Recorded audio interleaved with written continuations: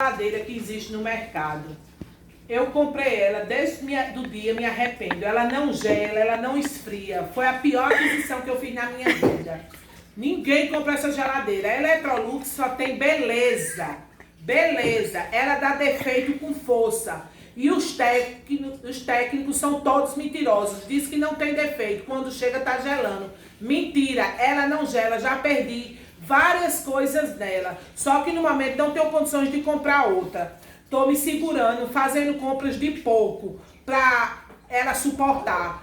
Pior geladeira, essa Electrolux. Não vale nada.